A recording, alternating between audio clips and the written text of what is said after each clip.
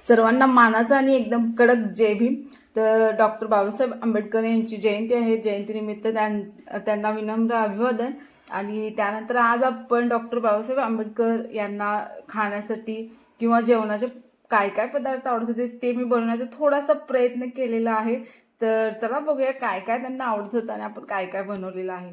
सगळ्यात पहिल्यांदा मी हे सांगू इच्छिते की त्यांना एकदम साधं सोपं जेवण जेवायला आवडायचं.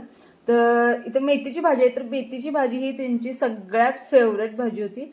त्यानंतर बाजरीची भाकरी आणि त्यानंतर हा हिरवा मिरचीचा ठेचा आहे जो त्यांना सुद्धा प्रचंड आवडत होता.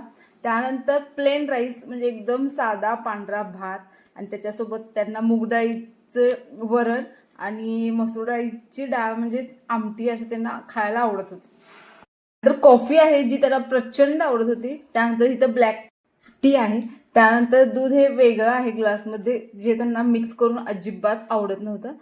चला तर मग कशी वाटली माझी थाळी. जय भीम.